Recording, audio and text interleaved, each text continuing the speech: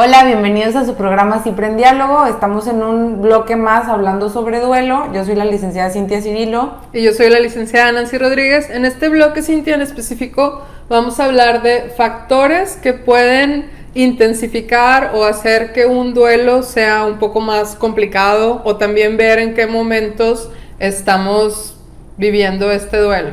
También vamos a hablar un poco de qué situaciones pudieran hacer que un duelo se complejice, o sea, que sea un factor de vulnerabilidad, en donde a lo mejor necesitemos poner más atención para que no se complejice o no se vuelva un duelo patológico. Exacto. Bueno, dentro de estos diferentes factores podemos encontrar, por ejemplo, qué pasa o cómo se vive un duelo tras... Bueno, me voy a regresar un poquito.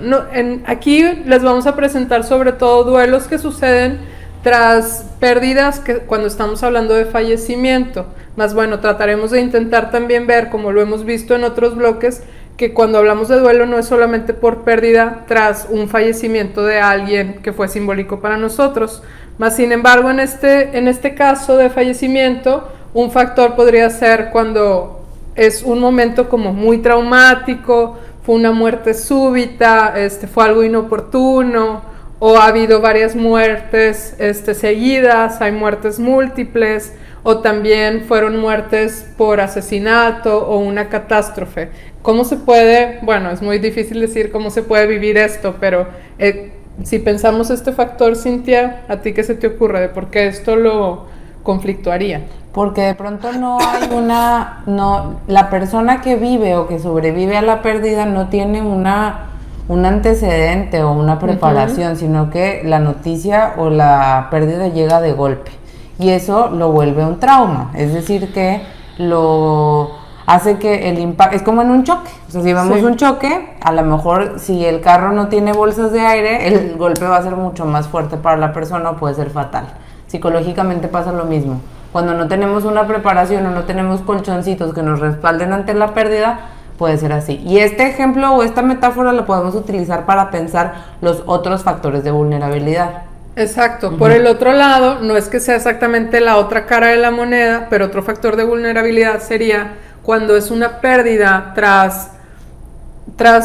o más bien es una muerte en donde la persona ha estado, vamos a ponerlo como ejemplo, enferma por mucho tiempo. Entonces es una muerte esperada, pero también esa persona que le sobrevive, en todo caso, muchas veces hablamos del cuidador principal, es como cómo se vive el que ya no está esta persona, que sostenía el vínculo que tenía yo con esa persona, que sostenía directamente la persona en mí. Entonces, ok, no es una muerte súbita, es una muerte anunciada de esta persona a quien acompañábamos, pero también se intensifica según cómo haya sido todo este vínculo, toda esta vivencia. De lo que habla Nancy es como estas ocasiones en las que personas están completamente volcadas a cuidar a otra, aunque ya sepan que a lo mejor el desenlace va a venir siendo la muerte o puede haber una consecuencia fatal. Incluso esta pérdida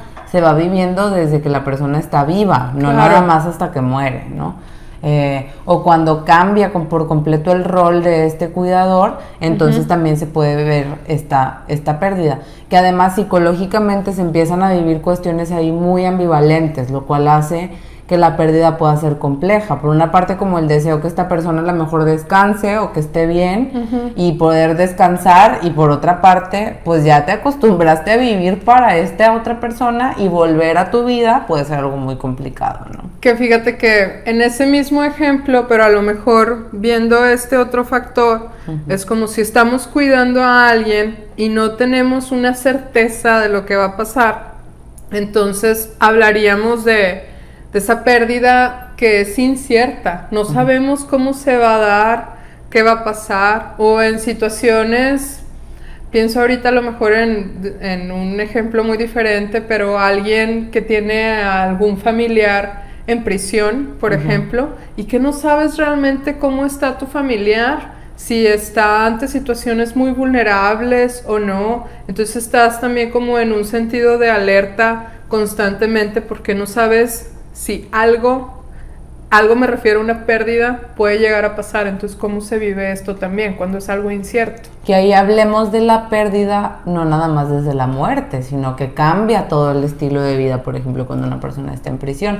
O yo pensaba también una persona que pudiera estar acompañando a alguien con una enfermedad degenerativa, crónica. Tienes la muerte cerca todo el tiempo, ¿no? En cualquier situación, por ejemplo, una persona que tenga alguna enfermedad respiratoria, con cualquier gripa o en cualquier situación, sientes la muerte diferente a una persona a lo mejor que pudiera tener el sistema respiratorio funcionando normalmente, ¿no? Entonces, también, de cierta manera, es una pérdida ahí que complejiza y que es importante ahí poder tener nuevamente como colchoncitos que respalden. No van a hacer que la pérdida se sienta menos, pero sí que la persona tenga donde caer ante el dolor. Sí, ¿no? Es interesante también cuando nos toca en la clínica o en la vida, ver cómo sería este factor que ya les mencionaba yo un poquito sobre el vínculo que se tiene con la persona, porque nos toca escuchar muchas veces como, es que ya mi familiar, necesito hacer las paces con mi familiar antes de que fallezca. Y es interesante porque, pues justamente, luego nos toca escuchar que la persona fallece y el que se queda, ¿con qué se quedan? Si se queda con remordimientos, con reproches, ¿lo hice bien? ¿No lo hice bien? Entonces, ahí también este es otro factor de cómo se vive, de cómo se viven los duelos, de cómo se llevó la relación en vida y con también lo imaginario, lo simbólico que queda después y que la persona sigue reviviendo y le permite o no hacer un duelo no patológico. Es cuando la relación es muy buena o muy mala, el vínculo es intenso. Y cuando el vínculo es muy intenso, puede haber ahí también un factor de vulnerabilidad que pudiera pensarse como una complejidad en el duelo. No todas las personas, a lo mejor si una persona ya tiene un trabajo psicoterapéutico de un tiempo, le va a doler, pero ya va a tener como otras herramientas con las cuales poder lidiar con el duelo. Le va a doler y lo va a vivir. Si no lo vive y no le duele, significa que no está tan trabajado. O que no está empezando el duelo aún. Claro. Entonces, bueno, también dentro de estos factores pensaríamos en momentos en donde la dependencia emocional o no, las necesidades, digo no porque aquí también podría entrar muchos factores, por mencionar uno, el económico que se tenía de esa persona. O sea, ¿qué pasa cuando, como decías ahorita, Cintia, en una enfermedad degenerativa, por poner el ejemplo, el que sostenía la casa es este padre que empieza a enfermar de una demencia, empieza con un Alzheimer, empieza con una situación neurológica degenerativa, una enfermedad neurológica, y se mueve toda la dinámica familiar. Entonces la pérdida se va haciendo desde antes, en cómo se mueven los roles en la casa, quién ahora hace qué, y ahí puede moverse para bien, para mal. Ahora sí que es la dinámica familiar, pero este es un factor muy importante, las necesidades y dependencias o no que se tenía con quien en un momento dado se llega a perder. Que tiene que ver con la cuestión económica y con la cuestión también de las funciones. A lo mejor pudo haber sido un cuidador, pudo haber sido alguien que se hacía cargo de elementos importantes para las personas. Ahí se va viendo todo un movimiento importante que pudiera complejizar el duelo. A menos de que ahorita van a ver el siguiente bloque y ahí se los vamos a ir platicando. Otro factor podrían ser, como lo venimos ya mencionando en otros bloques, son las pérdidas acumuladas. ¿Qué significa esto? Falleció ahorita mi familiar, pero además yo traigo no solamente pérdidas que tengan que ver con fallecimientos anteriores, sino, como decía Cintia, a lo mejor me acaban de correr de trabajo, o no que me acaben pero todavía traigo trabajando. Todavía no termino de procesar pérdidas anteriores. Exacto. Y llega una fuerte.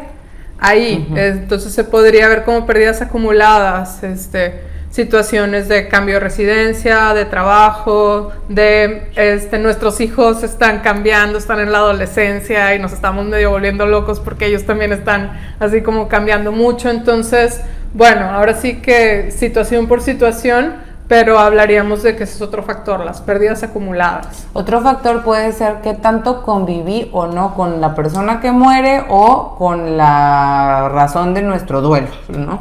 Qué tanto, porque ahorita hablábamos de qué tan fuerte era el vínculo, pero para que un vínculo sea fuerte no necesariamente tienes que estar conviviendo de manera presencial. Otro factor que también tiene mucho que ver es qué tanto estaba esta convivencia presente. Cuando es mucha o cuando es poca, tiene que ver. Por ejemplo, pudiera ser, bueno, pero ya ni la veías, ¿no? Sí. Qué culpa, ¿no? Hay ocasiones en las que surge, híjole, ¿cómo no estuve más? ¿Cómo no me hice consciente de que podía estar más?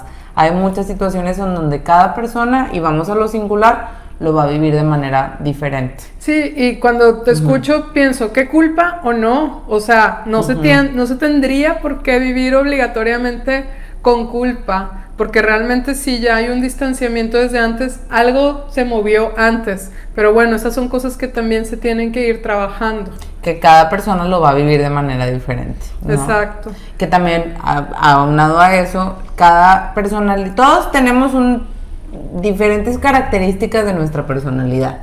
Y van a haber personalidades que pudieran ser más flexibles para poder enfrentar situaciones complicadas que otras, ¿no? Entonces también eso pudiera complejizar el duelo, que es lo que decíamos, ya si los antecedentes tenemos y las características de la personalidad pues se van a formar a partir de nuestras experiencias de vida, del ambiente en el cual estamos, y ahí se conecta también con que si yo tengo características de la personalidad, entonces complejiza la situación, y además el apoyo con el que estoy viviendo la situación de duelo o la familia no coopera, pues pudiera ser que el duelo sea más complicado. Entonces va a ser muy importante también, para que un duelo se complejice o no, un factor influyente pudiera tener que ver con el apoyo social o familiar que pudiera estar rodeando a la persona o las personas que puedan estar viviendo el duelo.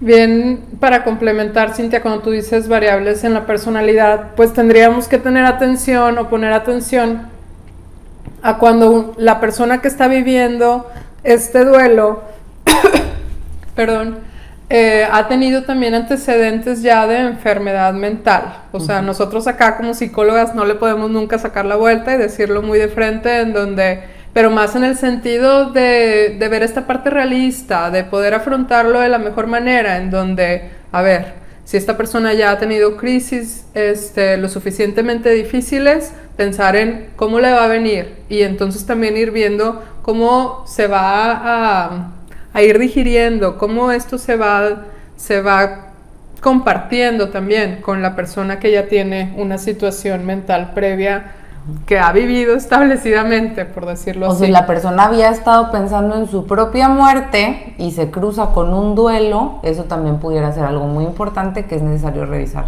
en una psicoterapia. Bien, pues hasta aquí están todos estos factores que pueden complejizar un duelo. Claramente lo hacemos de una manera muy breve, pero los invitamos, y siempre esa es la apuesta, a que ustedes se queden reflexionando, a que nos escriban, ya sea directamente aquí en nuestro canal de YouTube, o también nos busquen en nuestras redes sociales como CIPRE, Psicología Preventiva, en Facebook, en Instagram, acá en YouTube. Y que puedan compartir estos videos, lo puedan seguir reflexionando, y pues aquí seguimos Cintia y yo, nos vemos pronto.